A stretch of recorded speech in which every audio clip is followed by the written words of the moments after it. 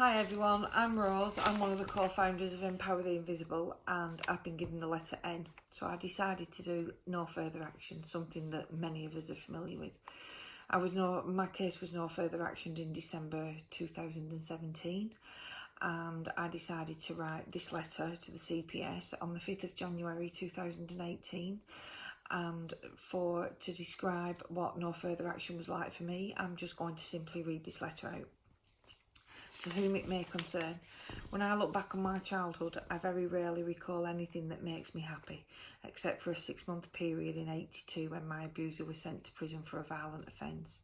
I find it very sad for the little girl I was to have only felt safe in the family home for 6 months throughout all my childhood years.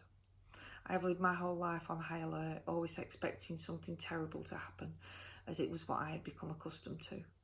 I first disclosed the abuse when I was almost 16, and because I was known for low-level antisocial behaviour, I was dismissed by the investigating officer, but not before I had faced the indignity of giving a very lengthy statement and the trauma of a medical exam. I was mocked by this officer for not using the correct terminology for body parts and sexual acts and for talking like a child. Then I was told by this officer that I was a liar of the worst kind and was placed in a holding room to rethink my obvious lies. The impact of that has, and I'm sure, will linger and haunt me. The officer's treatment towards me has also left a lasting impact on my sister, who was witness to all this, and in fact the disgusting and downright cruelty of that officer sealed my sister's fate for a further number of years, as she too was abused by this man. And after the experience she witnessed of how I was treated and totally dismissed, it served a good purpose for our abuser, as it brought her silence, because even the police didn't care what he was doing to us. I am and will always be angry about the treatment I received in '87, and I hold that officer responsible for letting us down, and I make no apology for stating this fact. After disclosing to an officer and not being believed, I was sent home to where the abuse could continue, with no chance of escaping, as the very people that should have protected us let us down. My abuser was never questioned or even knew about my disclosure, and his reign of terror could continue unchecked. That is a memory I can never erase, and it added to the burden of carrying such a heavy weight for a further 30 years. I cannot even articulate in words how it impacted on my life. To be branded a liar at such a young age when I asked for help for the most traumatic of experiences to continue means I spent most of my life suspicious of people's motives and find it hard to trust people. To then, 30 years later, find the courage to port him again was a massive step for me, and reopened a dark period of my life that I'd been unwilling to visit. But I knew I must if me and my sister were going to get any kind of justice.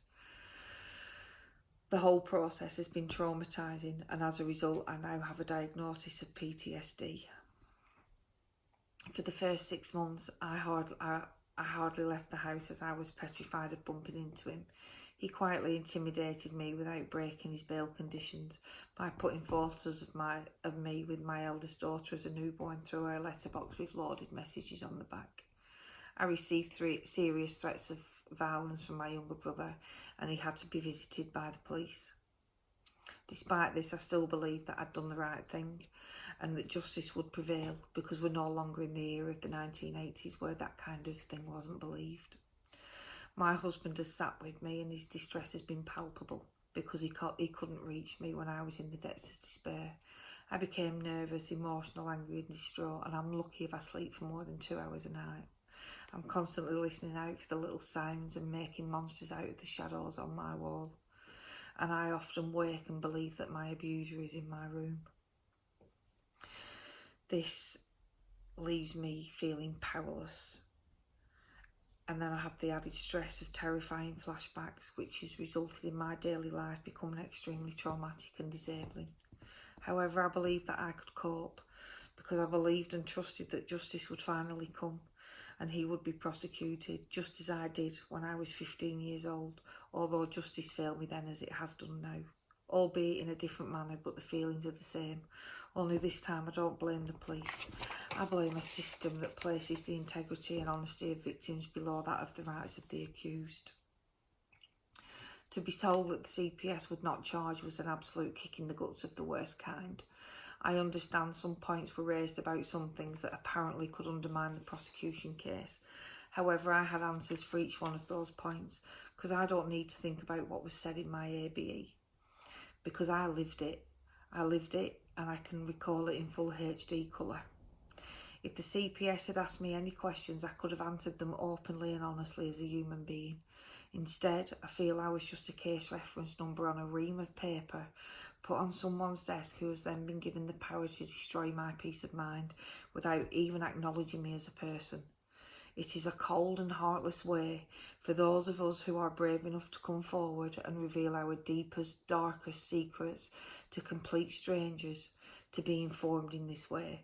And I would like the CPS to take on board the impact that their decisions can have and how those decisions are delivered to us. Any educated person with working knowledge of abuse should know that accounts, when told over time, can be described differently throughout your lifetime. But I want to make clear the facts remain the same. I was emotionally, physically and sexually violated by this man in the most horrific way, and it happened almost daily. I was bound, blindfolded, and my mouth would be taped up as a child for his gratification, and I now live with a heavy, indescribable fear of the dark. It touches every part of my life. A period of abuse does not end when the abuse ends, because it affects every part of your life, because sadly it is a part of your life, and I cannot change that. I am very sensitive to any kind of criticism. I can be taken advantage of because I worry if I say no to people I love, they will stop loving me. So I am a pushover, yet I can be fiercely overly protective of my personal boundaries. I cannot even sit and be present in the moment. For instance, in a restaurant with my husband, I am always hypervigilant about other people that surround me, and I need always to be able to see an escape route. I feel less than adequate when I am with my peers, and despite being told that I am intelligent and articulate, I never quite feel good enough. I never quite feel that I live up to other people's expectations. I'm suspicious around people who meet my younger children, my adult children and my grandchildren, because abusers don't have a specific look or personality, and they can hide it very well, even from those in authority. I consider myself one of the lucky ones, as I have tried as hard as I can not to let my childhood ruin my whole life. I have been in education since my 30s, as my abuser ruined any chance of me doing well at school. The irony of lost chances and the career opportunities that I may have had are not lost in me. I gave up illicit drugs when I was 23, and I became abstinent from alcohol in 2011. And having spent the best part of 30 years on antidepressants, sleeping tablets and anxiety medication, I ceased to use any of them when my abuser was arrested, believing that justice was finally coming, and I did not want to be numbed by medication any longer. But it's been a hard road and at times extremely difficult to bear. In the first 5 days after finding out the decision the CPS made, I didn't wash, dress, brush my teeth or care about life. I considered suicide as a viable option, and I had to promise my husband that if I couldn't keep my life safe, that I would go to the nearest casualty department and ask to speak to the psychiatric unit. I even considered ringing them and asking to be admitted.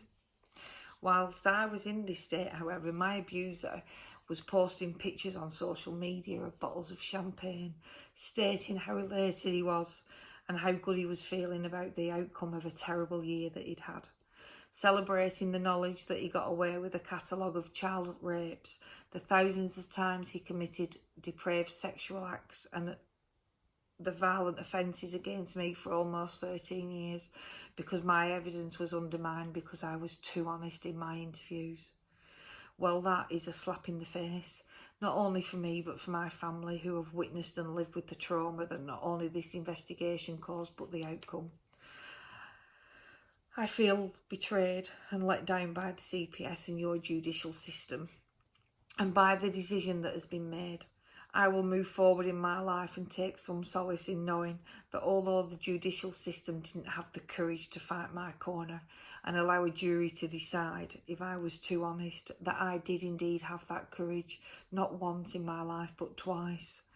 My abuser may have won the battle, but I can assure you I will win the war, and I will do so by continuing to live my life successfully, not in spite of my experiences or the life-changing decisions made by the CPS, but despite them. My name is Rosemary Latham, and I am just me. I'm nothing out of the ordinary, just someone who was raised by people who did not put my needs before their own. I am not a victim nor a survivor, because I am much more than that. I am a wife, a mother, a nana, a sister, an auntie, and a good friend. I am not a statistic for the CPS, nor am I just a case number on a folder.